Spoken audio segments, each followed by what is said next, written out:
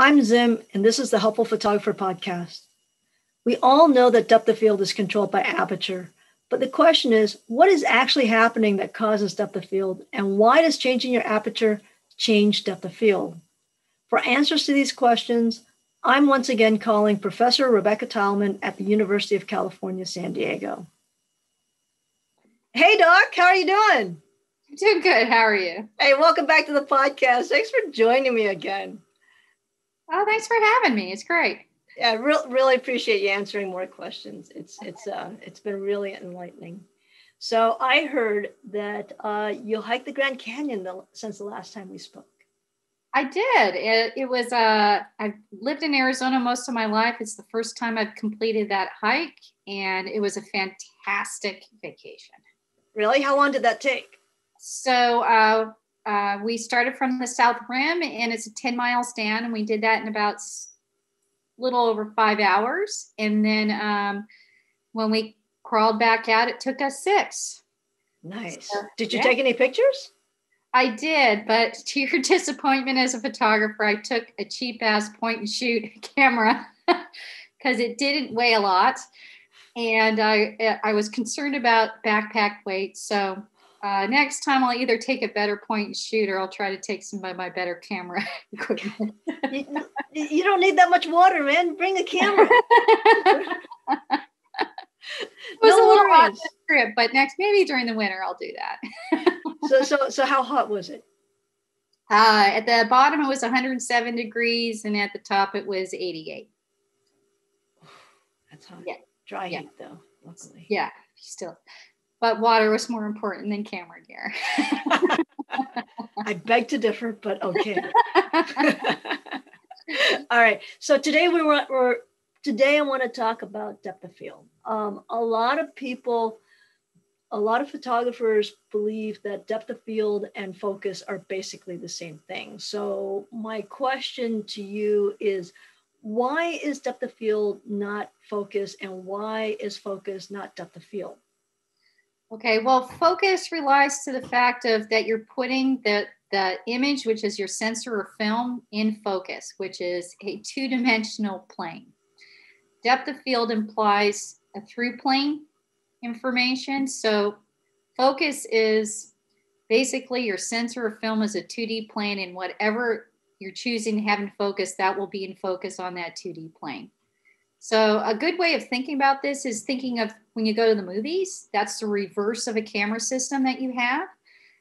If you think of the old film movies, you have a thin film, it's rotating past the light, and you're projecting that onto a 2-dimensional plane that's in front of you. That's what you're watching. So it's basically focus is related to a 2D plane, and depth of field is related to the perception of the image that you're looking at.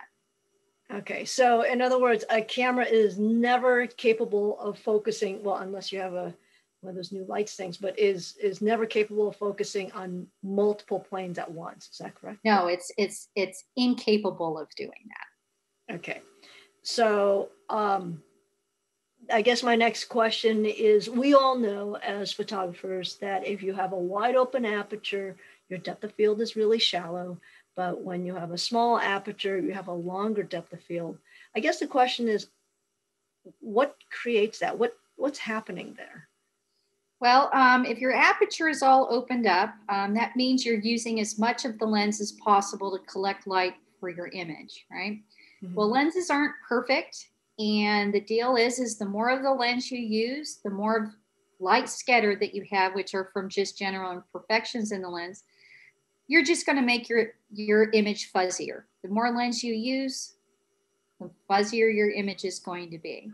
Now, if you make this aperture smaller, you're using less of the lens, there's less light scattered, and the image is going to have the perception of being sharper, right? Which gives you the idea that maybe you have a larger depth of field. Got it. Now, but my understanding too, and actually my experience is there's a certain point at which you can't close down too much, otherwise the image actually gets, there are other issues that come up. It's a little bit blurry. You get more depth of field, but the image quality actually goes down too. It's not as sharp. Okay. Well, that's probably what's happening is when the aperture gets really small, you get what's called diffraction limited or diffraction errors in the image. So this is where this gets to a little bit of physics associated with it. So as I mentioned in the last chat we had, light has two natures. It's a ray or a wave.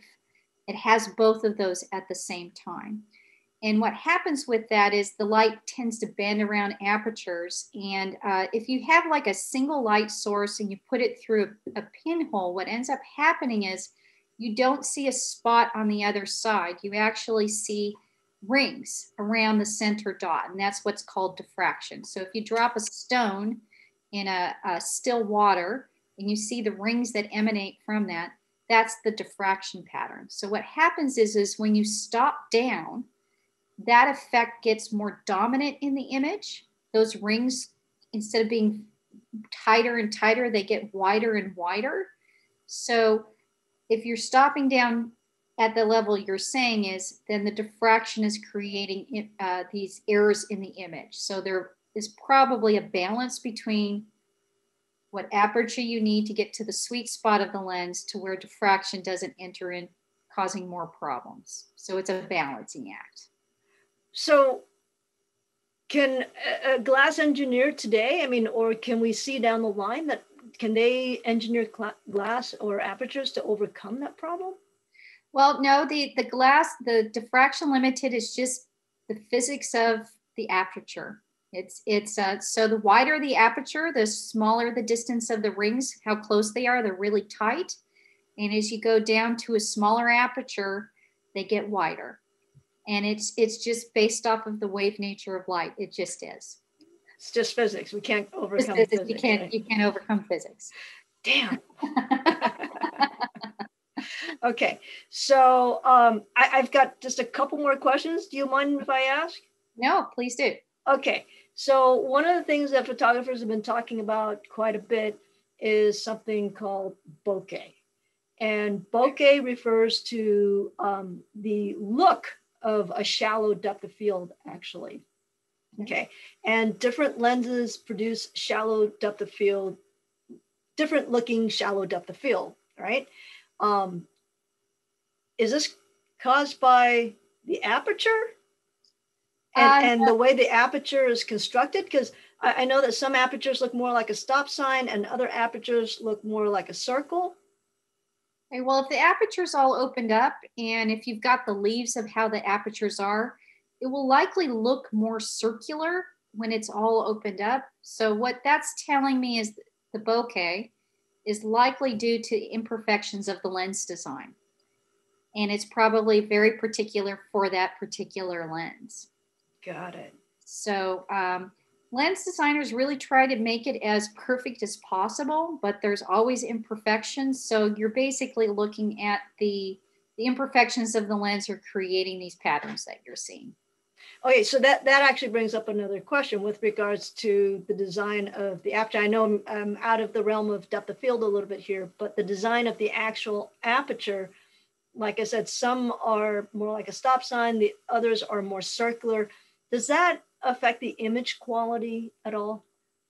So if you get down to the diffraction level where you're stopping down to where it would look more like a stop sign versus a circle, then what that ends up doing is that pattern I said that would be concentric rings that would be making your image a little bit blurry as you're going down and doing that. Instead of looking like rings, they'll look like star patterns. So the less leaves you have, the less star patterns you have smearing. Whereas if you have more leaves, you would see that pop out a bit more.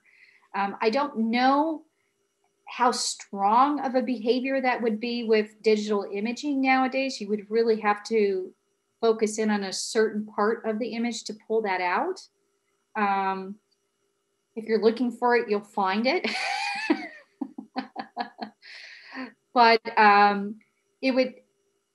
that would be the one point I would see it. But I'm really having a hard time. If there's like 3 leaves, yes, the effect would, or 4 leaves, it would be quite dramatic. But have a hard time believing that lens designers and the mechanics of people would do it to where that would affect the image quality quite severely. Got it. I'm hoping that's the case. We're kind of running short on time here, and that led me to one more question. I'm so sorry, just one more question. You may or may not be able to answer this. So last week we were talking about flare or glare. Now I'm going to talk about flare. So when we point our camera towards the sun, sometimes we get like concentric circles coming into the camera. Now, this has been extremely desirable in certain to obtain a certain look. Okay. Would I be able to force that more with a wide open aperture or a smaller aperture? I don't think it has anything to do with the aperture at that point, the glare that enters the system. So that's just angle. It's basically stray light that's entering and reflecting off the surfaces in the lens. I believe if your aperture is smaller, the effect would be less because you're not allowing that reflected light that's not following your typical pattern entering to your the sensor, because that's the point of the aperture in general. And I think it would, if you want to enhance it, you would want to open up the aperture as much as possible. Oh, okay. I'm going to have to try that. That was helpful.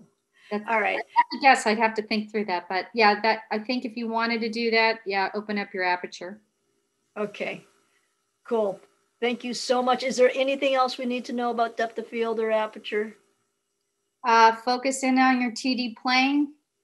If you want things crisper, stop down, but not to the level where diffraction might be blurring out some of the effects you want to see. Okay, cool. Thank you so much for joining me again. I'm probably going to call you again in a couple of weeks. I hope you don't mind. No, no problem. I'd love to. All right, take care. Okay, thank you. Bye. Bye.